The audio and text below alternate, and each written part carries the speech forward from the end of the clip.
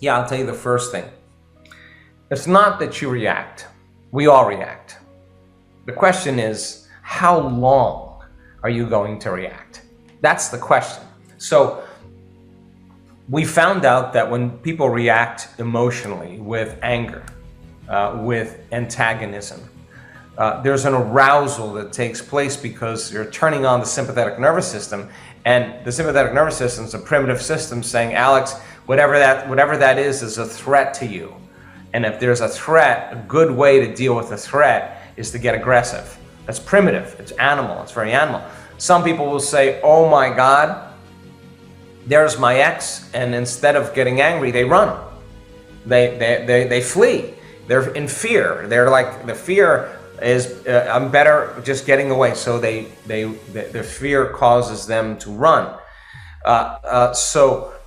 When people feel fear, when they feel anger, when they feel pain, those are the primary stimulators that switch on that sympathetic nervous system. And they used to say that it's automatic. Like, it's automatic, it happens automatically. That's part of the autonomic nervous system, and you really don't have any control of it. Turns out that's absolutely not the truth.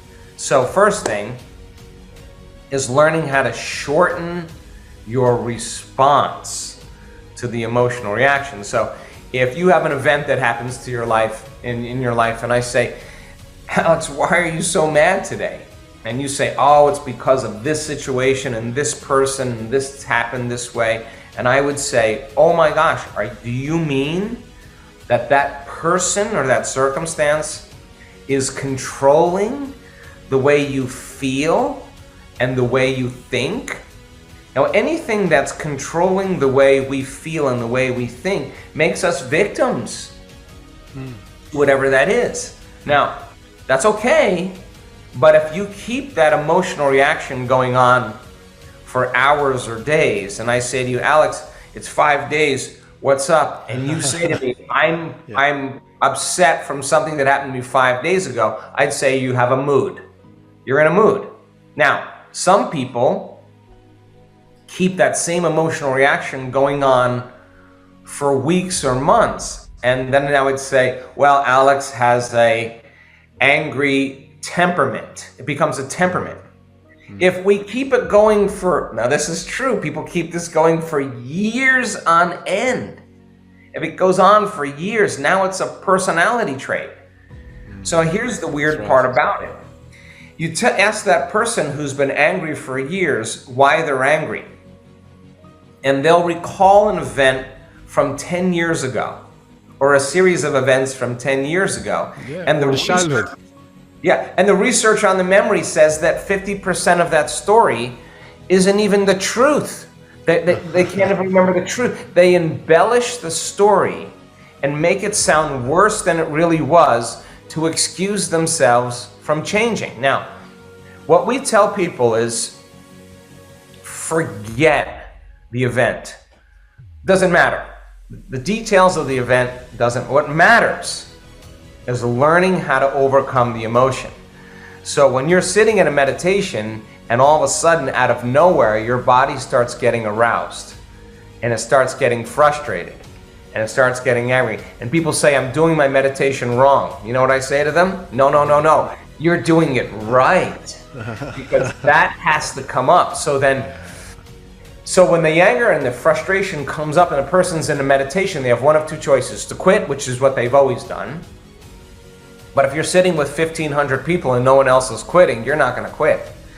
And if I teach you how to lower the volume to that emotion, and I teach you a way to change that, every time you settle the body back down into the present moment and lower the volume to that anger, that's a victory, because you're telling the body it's no longer the mind, that you're the mind. Now, it'll go, well, yeah, well, what about this circumstance? And what about that? And it'll get aroused again. And then you notice it, and instead of turning on the TV or getting on your cell phone or getting on the social media, you lower the volume again. Now, this is the work. It turns out every time you do that, that victory, you're telling the body that it's no longer the mind, that you're the mind, and then all of a sudden it wants to get up and go, it's busy, it's got things to do, and and you become aware that it wants to do that, and you bring it back to the present moment, you're executing a will that's greater than the program. Now, it turns out if you do this enough times, sooner or later the body surrenders. Sooner or later the body acquiesces. It says, I'm no longer the mind, Alex is the mind. And when that occurs, there's a liberation of energy. That anger, that frustration, literally turns into energy. It's released into the field as information. Now, you return back into your life and you see the same person or the same circumstance, your response to them is going to be much less. Why? Because you took care of it within you. You're not trying to fix it out there. It's just that your response is different. So now, if you're no longer responding to the environment and your response to the environment isn't weakening the organism because stress depletes energy, then you're less susceptible to the environment. And we found out that when people do this, their immune system gets so robust that you can take viruses like SARS-CoV-2 virus and subject that virus to the plasma of advanced meditators, and there's a resistance to the virus. The virus doesn't enter the cell. Why? Because there's energy to be able to combat it. So it's because the person is not reacting. So then shortening your response to that condition is a victory, and it takes practice. And so then how many times do we have to forget and go unconscious and be angry till we decide to no longer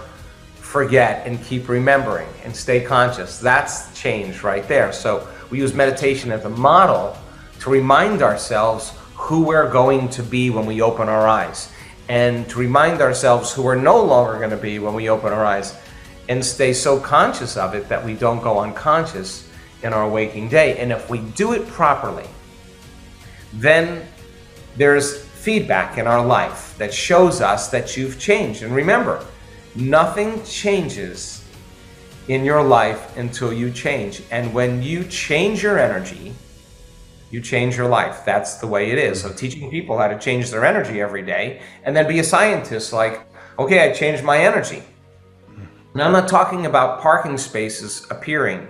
I'm talking about, here comes the dream, here comes the job opportunity, here comes the mystical experience, here comes the healing, here comes the change.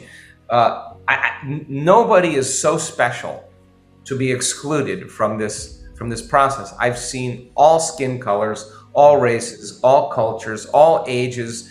We have elders in our work that their brains on the brain scan are outstanding. We have kids that are 8, 9 years old that know how to move energy into their brain. We have people that are sick, that are really, really unhealthy, that turn around serious health conditions.